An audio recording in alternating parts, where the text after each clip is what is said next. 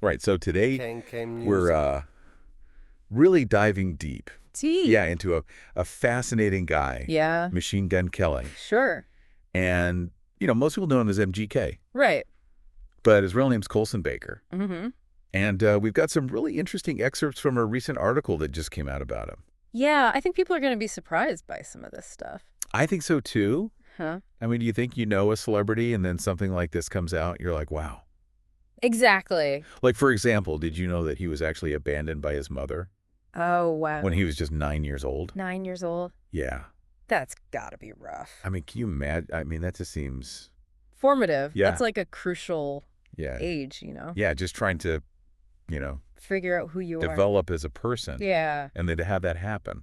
Yeah, and then from what I understand, he ended up having to go live with his aunt. And so that's a whole other layer. You know, you're already dealing with the abandonment, and then you're thrown into a new environment. And probably, I mean, you can only imagine the instability of Yeah. that kind of a situation. Yeah, that kind of instability, especially that young, can really impact, Your life. yeah, your relationships, your sense of self. Yeah. But what strikes me about Baker is, he didn't let that define him. No, not at all. He actually found a way to channel all that pain, all that frustration into something positive. Into music. Yeah, exactly. He turned to music as a way to cope, to express himself, to heal.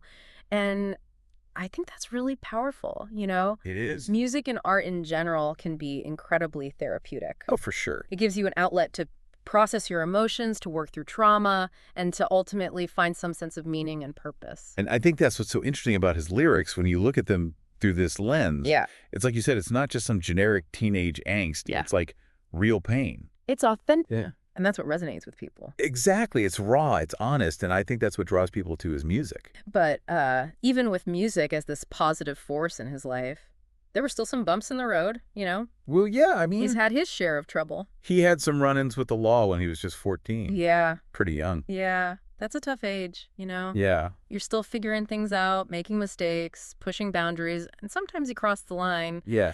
But, it's important is that he learned from those experiences.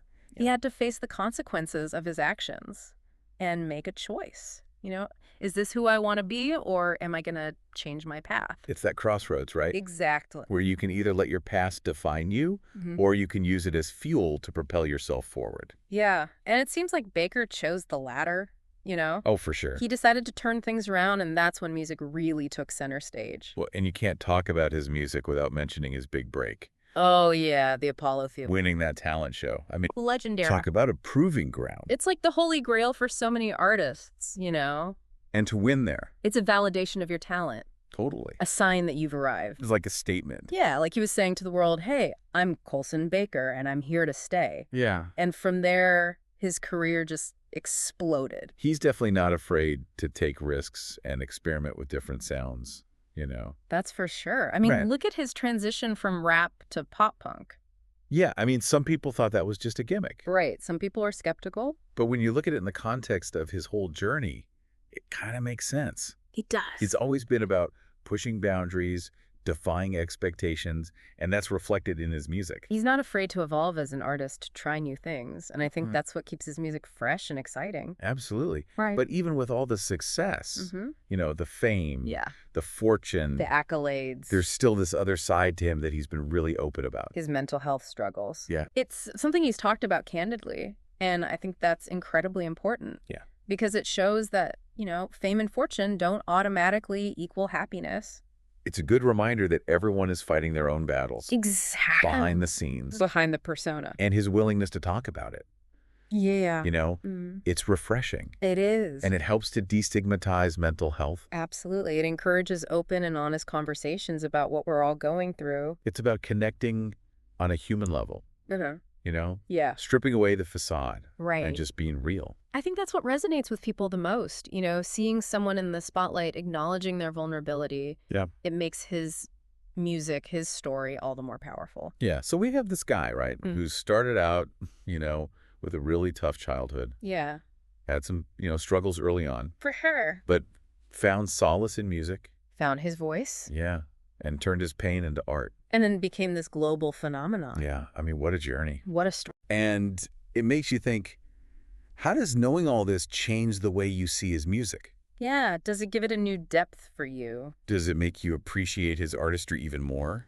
And for those of you who've been following his career since the beginning, does this deeper understanding Yeah, add a new layer to your appreciation of his work?